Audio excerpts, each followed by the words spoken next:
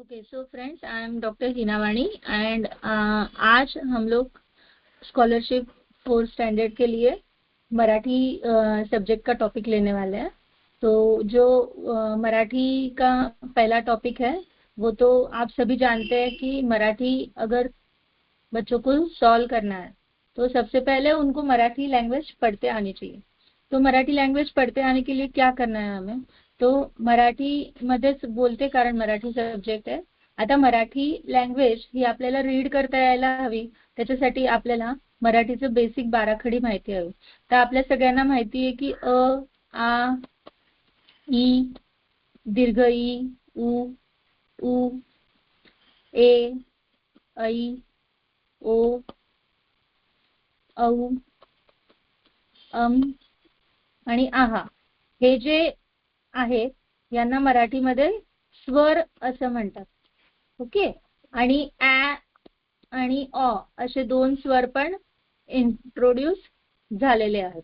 Okay, तर हे जे आहेत हे 14 स्वर आहेत जे आपल्याला माहित असणं गरजेचं आहे।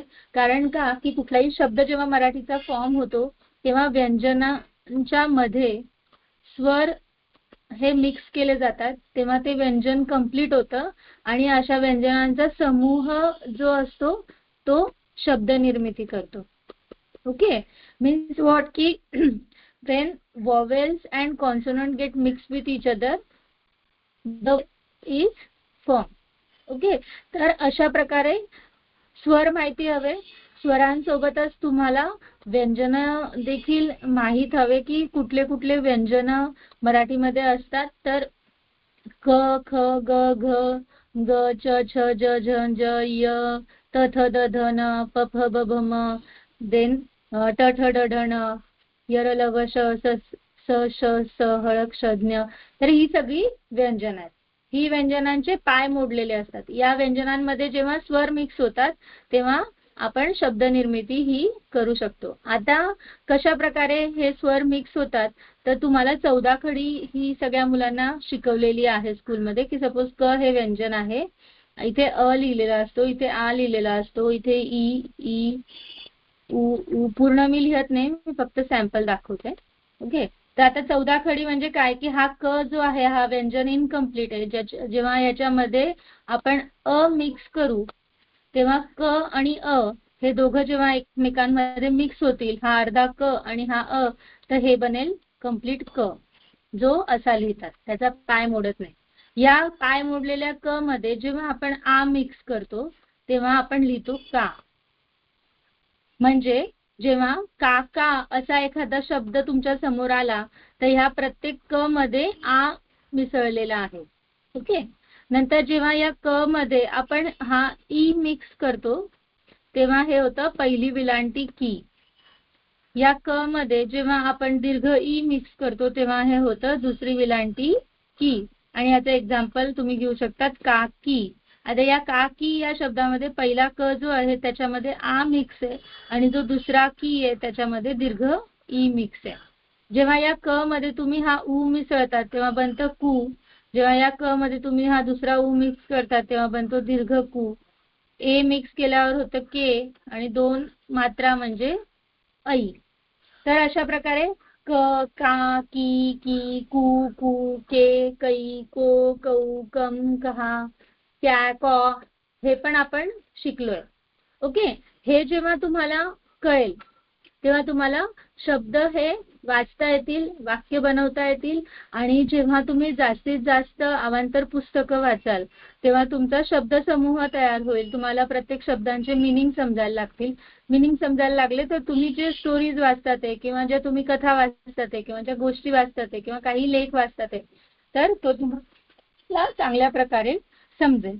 आता पहिला जो सेक्शन आहे मराठीचा त्याच्यामध्ये आपल्याला एक उतारा दिला जातो आणि त्यावर आधारित प्रश्न असतात।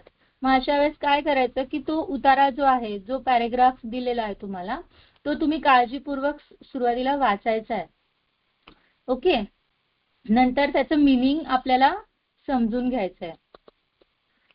असंच डायरेक्ट क्वेश्चन आन्सर कडे नाही धाव घ्यायची। आधी तो उतारा वाचायचा, रीड करायचा, त्याचं मिनिंग समजून घ्यायचा. नंतर उतार्यामध्ये काही शब्द आले असतील, काही म्हणी आले असतील, काही वाक्प्रचार आले असतील, म्हणजे काय, काही फ्रेजेस असतील, काही वर्ड्स असतील ज्यांचे मिनिंग इम्पॉर्टंट आहेत, तर हे आपण समजून घ्यायचं. जर त्याच्यामध्ये एखादा प्रसंग दाखवलाय, म्हणजे एखादी सिच्युएशन दाखवलीये, एखादा संवाद दाखवलाय, कॉन्व्हर्सेशन दाखवलंय, काही बोध त्यातून आपल्याला मिळतोय, उपदेश दिलेला आहे, म्हणजे काही मॉरल आपल्याला त्यातून मिळतंय, तर ते आपण फाइंड आउट करायचं. ओके. आणि या अशा उतार्यावर 3 प्रश्न हे विचारले जातात प्रत्येक उतार्यावर, आणि त्या प्रश्नाचं आपल्याला उत्तर हे अचूक सर्कल करायचं आहे. तर हे सगळं रिगार्डिंग उतारावर आधारित प्रश्नांसाठी. आता आपल्याला पहिला उतारा दिलाय बघा. आता आपण वाचायचा प्रयत्न करूया सोबत, म्हणजे तुम्हाला एक आयडिया येईल. कवी मोरोपंत म्हणतात, सुसंगती सदा घडो. आता ही जी आहे ही वाक्प्रचार, म्हणी, वाक्प्रचार, फ्रेजेस या कॅटेगरीमध्ये येतो. म्हणजे चांगल्या लोकांची नेहमी संगत, चांगल्या लोकांची नेहमी मैत्री, चांगल्या लोकांची नेहमी फ्रेंडशिप ही आपली व्हायला हवी.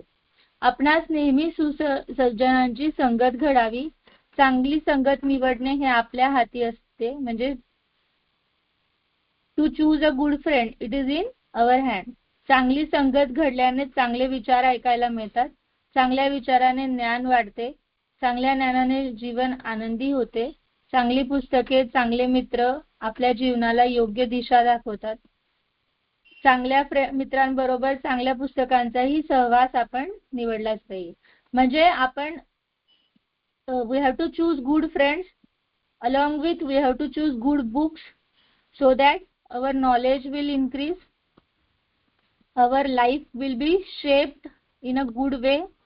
So we have to choose good friends, we have to choose good books, we have to choose सुसंगत लोक और चांगले लोक. ओके. सुसंगतीमुळे वाईट विचार, वाईट गोष्टी यापासून आपण दूर राहतो.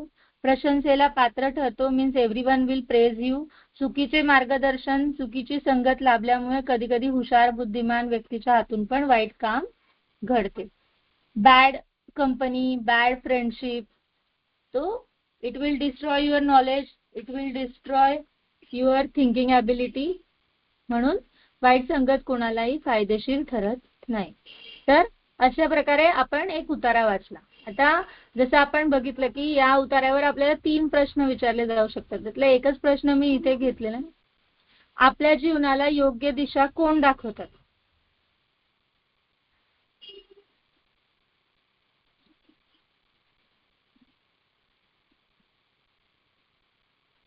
जॉईन कर घेते. आपल्या जीवनाला योग्य दिशा कोण दाखवतात? तर ऑप्शन दिलेले आहेत. चांगल्या सवयी किंवा आणि वाईट सवयी, चांगली पुस्तके, चांगले मित्र, चांगली संगत, वाईट संगत, चांगले संत, चांगले ज्ञान. आता बघा, ह्या उत्तरामध्ये 2 उत्तर येऊ शकतात. कारण चांगल्या सवयी आणि वाईट सवयी एकत्र तर योग्य दिशा दाखवणार नाही, म्हणून हे उत्तर चुकीचं आहे. त्याचप्रमाणे चांगली संगत आणि वाईट संगत एकत्र तर येणार नाही, म्हणून हे पण चुकीचं आहे. चांगली पुस्तके, चांगले मित्र योग्य दिशा दाखवतात. चांगले संत आणि चांगलं ज्ञान पण योग्य दिशा दाखवतं. पण ह्या परिच्छेदमध्ये पुस्तकं आणि मित्रांबद्दल आपल्याला सांगितलंय.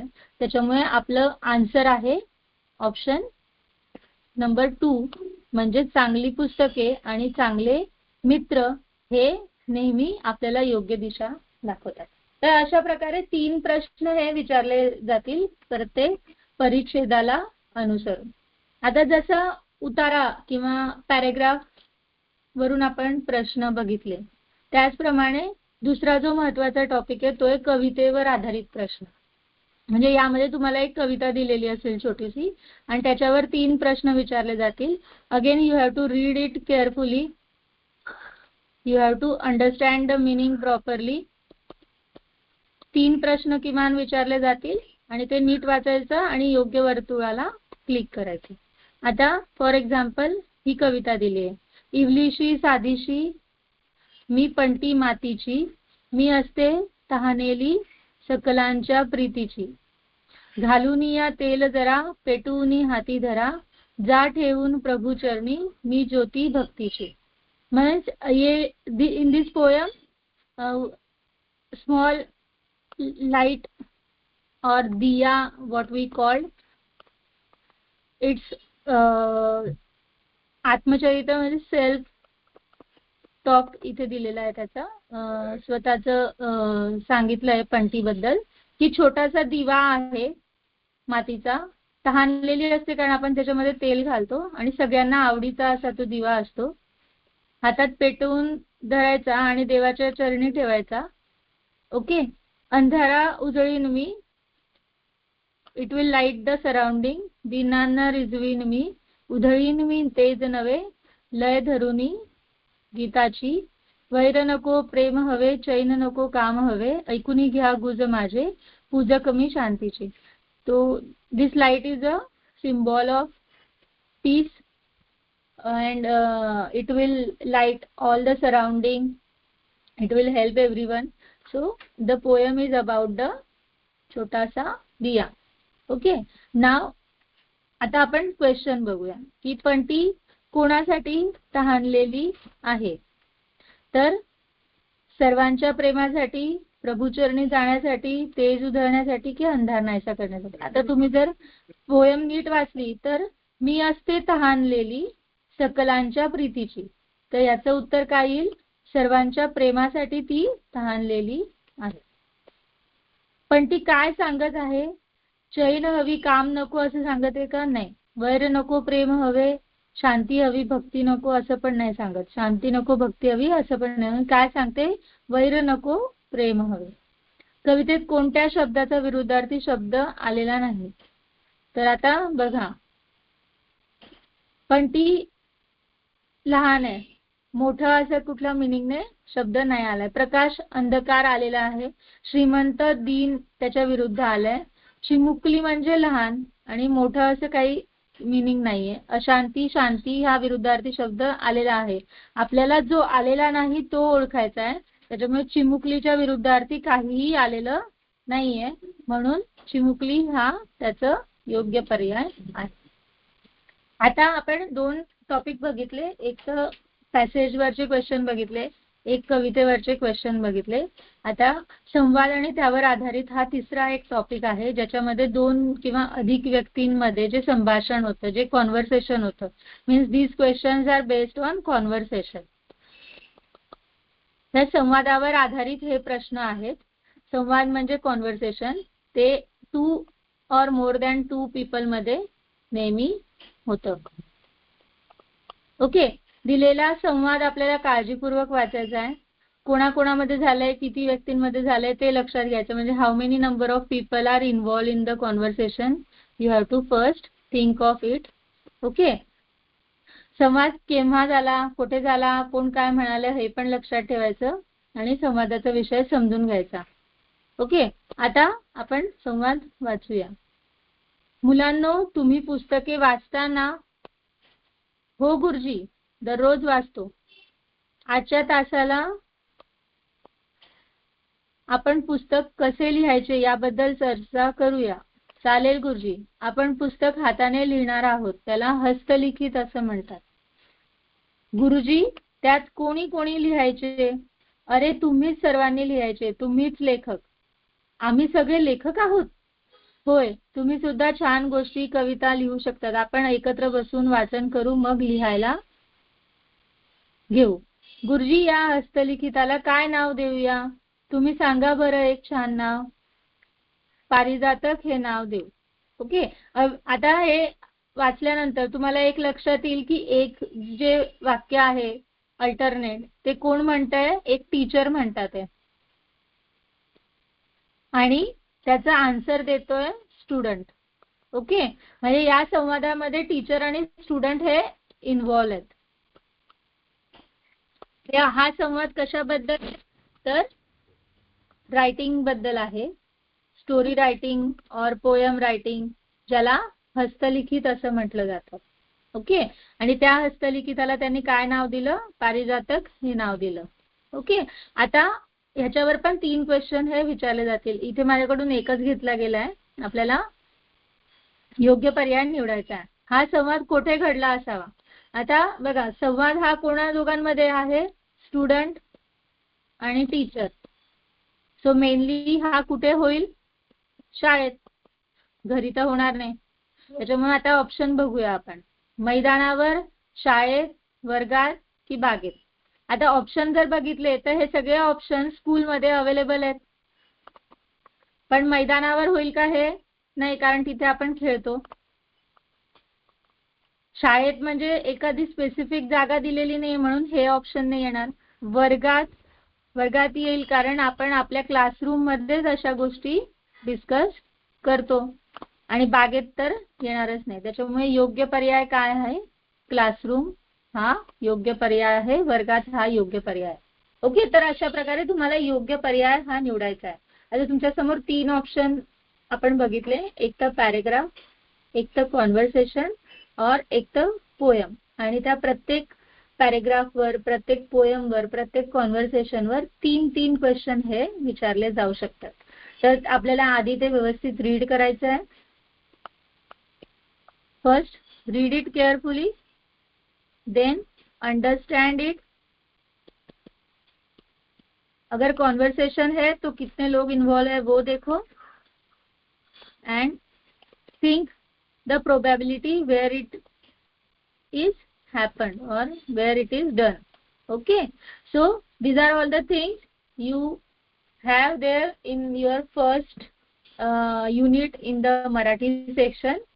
तर आपण आज ते कव्हर केलं आणि जो पुढचा टॉपिक आहे जो की समानार्थी विरुद्धार्थी शब्दांचा आहे तो आपण पुढच्या लेक्चरला घेऊया.